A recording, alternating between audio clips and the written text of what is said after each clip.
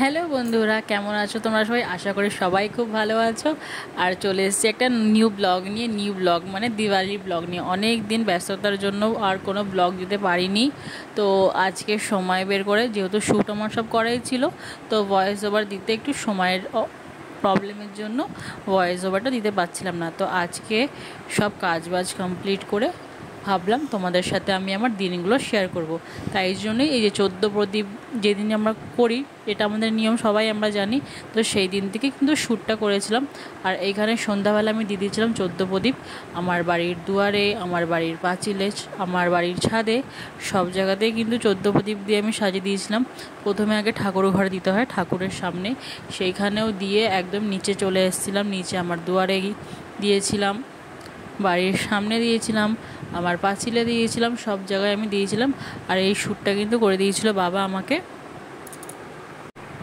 এই পুজোর কটা দিন এত রাস্তায় আলো, মানে তোমরা সবাই জানো যে আমাদের পুজোটা ঠিক শুরু হয় দুর্গা পুজোর আগের থেকে। পুরো রাস্তাঘাট যেরকম আলো আলো হয়ে যায়, কিন্তু আবার ছট পুজোর পরে কিন্তু সব আবার একটু অন্ধকার হয়ে যায়। তখন কিছুদিন খুবই খারাপ লাগে, কিন্তু কিছু করার নেই। প্রত্যেক বছরই আমরা এই দিনগুলোর জন্য অপেক্ষা করে থাকি। সবার বাড়িতে যখন কি সুন্দর লাইট ধরানো হয়েছে। এইখানে আমার প্রদীপ দেওয়া কমপ্লিট হয়ে গেছে। তারপরে আমি এইখানে দেখাচ্ছিলাম, দেখো আমাদের বাড়িটা কত সুন্দরভাবে সাজানো হয়েছে টুনি লাইট দিয়ে। আর এখানে আমাদের বাড়ি বলতে নেই, পাড়াতে সবার বাড়িতে সুন্দর টুনি লাইট লাগানো হয়েছে। আমাদের বাড়ির থেকে বেরোলে এতটাই ভালো লাগে পাড়াটা এখন, মানে মনে হয় যেন সারা জীবন মানে আমাদের এরকমই থাকে। সবার ঘরে বেশ সুন্দর টুনি লাইট ধরছে, প্রদীপ ধরছে, বেশ ভালোই লাগছে দিনগুলো। না না কেন ছাড়ছি তোমার লোকে হাসবে কেন বলতে গেলে আগেকার মতো আর পুজো ভাবটা মনে হচ্ছে না। তবুও দিওয়ালিতে তো সবাই যেন দিওয়ালি লাইট, মানে সবাই খুব পছন্দ করে, সবাই সবার বাড়িতে টুনি লাইট ধরায়।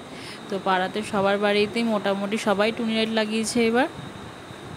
আর এইখানে আমি আমার বাড়িটা মানে ঘুরে ঘুরে শ্যুট করছিলাম, যে টুনি লাইটগুলো দেখাচ্ছিলাম। আর এখানে দেখো এইটা মানে আমি করছিলাম, যেহেতু প্রদীপ দেওয়া হয়ে গেছিলো, একটু সময় ছিল, এই জন্যই করছিলাম। আর এইটা হচ্ছে তার পরের দিনের শ্যুট, যেই দিনকে আমরা মোমবাতি ধরে সেই দিনের। তাড়াতাড়ি করে মোমবাতিগুলো ধরে দিয়েছিলাম সন্ধে টন্ধে দিয়ে, যেহেতু যাওয়ার ছিল আমাদের হালিশ্বরে, আমাদের বাড়িতে, মানে ওখানে আমাদের বাড়িতে পুজো হয়। তো আমরা সব কাজ টাজ করে তাড়াতাড়ি করে সেজে গুজে যাবো বলে একদম এখানে ঝটাফট সব কাজ বাজ করে নিয়েছিলাম, মানে সন্ধ্যেটা দিয়ে নিয়েছিলাম আগেই। আর তারপরে এখানে নিচে এসেছিলাম মোমবাতি ধরাতে। এইখানেই মোমবাতি ধরাচ্ছি বসে বসে। আর ওয়েদারটা একটু অন্যরকম হয়ে গিয়েছিলো, কিন্তু পরে কিন্তু গরমই লাগছিলো। তোমরা সবাই জানো যে এই সময় কালী পুজোতে কিন্তু ভালোই ওয়েদারটা থাকে, মানে একটু ঠান্ডা ঠান্ডা পড়ে যায়। কিন্তু এই বছরটা সেরকম কোনো ভাব নেই, ঠান্ডা ভাব নেই। কিন্তু প্রত্যেক বছর কিন্তু কালী পুজোতে অলমোস্ট ঠান্ডাটা পড়ে যায়। এই বছরটা বলতে গেলে এখনও বাড়িতে এসি চলে। ওয়েদারটা এতটাই খারাপ চলছে, সবার শরীর খারাপ, সবার ঘরে ঘরে শরীর খারাপ। আর এইখানে দেখো বন্ধুরা, আমি তাড়াতাড়ি করে সব মোমবাতিগুলো ধরিয়ে নিচ্ছি। আর বন্ধুরা দেখো, এখানে আমরা বেরিয়ে গেছি আমাদের হালিশ্বর বাড়ি যাওয়ার জন্য।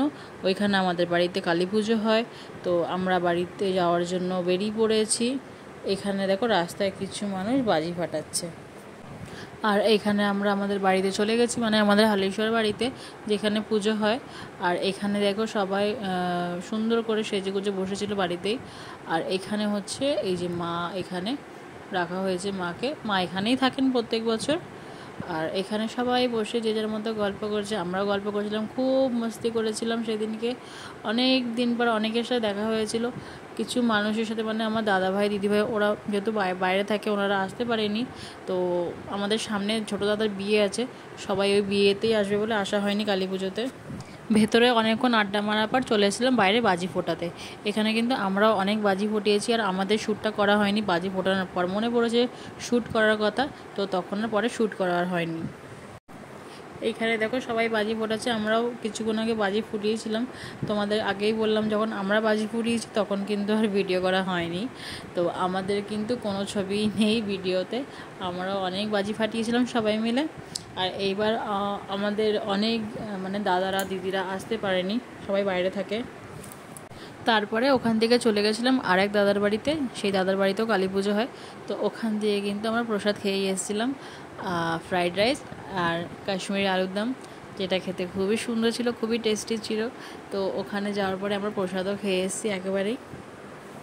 পরের দিন বাড়িতে চলে আসার পর আবার বিকালবেলা চলে গিয়েছিলাম একটু কাঁচরাপাড়াতে, ভাই ফোটার জন্য কিছু জিনিস কেনাকাটি ছিল, তাই জন্যই আমি আর মা চলে গিয়েছিলাম।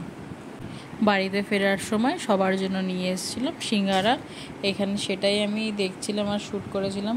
সিঙ্গারা আমার খুব একটা পছন্দ না, তবুও খেয়েছিলাম আর বাড়িতে সবার জন্য নিয়ে এসেছিলাম। তোমাদের কাদের কাদের সিঙ্গারা পছন্দ আমাকে জানি। হ্যালো বন্ধুরা, গুড ইভিনিং। আজকে আমাদের পাড়াতে যে কালী পুজোটা হচ্ছিল, আজকে হচ্ছে ওখানে খাওয়া দাওয়া।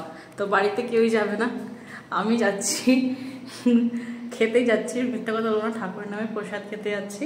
তো তোমাদের সাথে আমি ওখানে শেয়ার করবো, চলো যাওয়া যাক।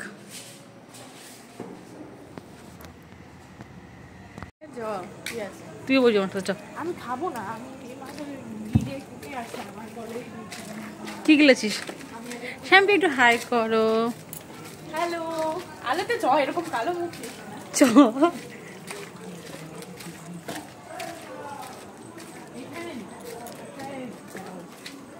এখানে তো আরেক দেখা, এখানে তো আরেক দেখাচ্ছে না। এখন আমরা খেতে যাচ্ছি, এখন আমরা আমাদের পাড়ায় আজকে আয়োজন করা হয়েছে, আমরা সেটাই খেতে যাচ্ছি। আমার কর, কি করো? আমারটা কর।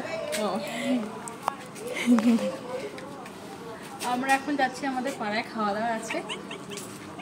হাই করো। না না,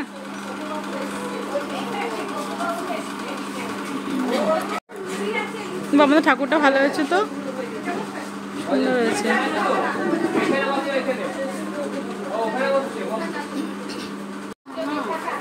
বাবুলাল, বাবুলাল,